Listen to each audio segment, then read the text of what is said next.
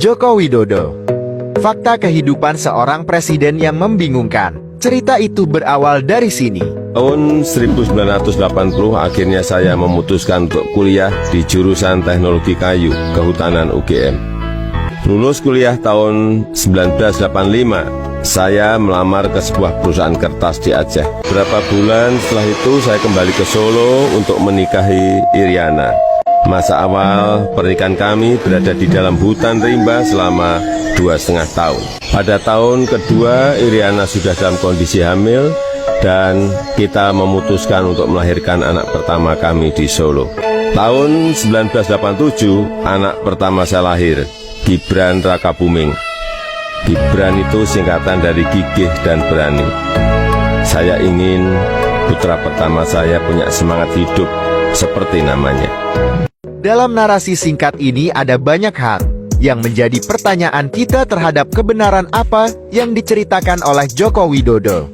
Pertama, yaitu tentang jurusan teknologi kayu yang merupakan pilihan studi ketika Joko Widodo menjadi mahasiswa di Fakultas Kehutanan Universitas Gadjah Mada. Karena pada tahun 1980 di Fakultas Kehutanan Universitas Gadjah Mada hanya ada 4 penjurusan, yaitu Manajemen Hutan, Budidaya Hutan, Teknologi Hasil Hutan, dan Konservasi Sumber Daya Hutan. Sedangkan jurusan teknologi kayu tidak ada sama sekali. Apakah hal ini adalah sebuah kebohongan dari Joko Widodo?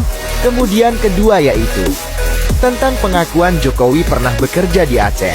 Dikatakan setelah lulus sarjana pada tahun 1985 Joko Widodo bekerja di PT Kertas Kraft Aceh. Padahal pabrik kertas tersebut baru beroperasi pada tahun 1989. Apakah ini merupakan kebohongan Jokowi juga? Ketiga, yaitu ketika diceritakan bahwa tahun 1986 Joko Widodo menikahi Iriana dan kemudian mengajak istrinya hidup di hutan Aceh selama 2,5 tahun lamanya. Namun pada tahun kedua Iriana hamil, dan di tengah kehamilan mereka memutuskan pulang ke Solo untuk melahirkan anak pertama di kota Solo. Dalam cerita ini Joko Widodo menceritakan hal aneh, karena dia mengatakan bahwa anak pertamanya lahir pada 1 Oktober tahun 1987. Padahal pada Desember tahun 1986 Joko Widodo menikahi Iriana lalu dibawa ke Aceh untuk bekerja selama 2,5 tahun. Mestinya baru pada sekitar akhir 1989 anaknya lahir. Jadi kapan sebenarnya anak pertama Joko Widodo yang bernama Gibran Rakabuming Raka itu lahir? Benarkah pada 1 Oktober tahun 1987?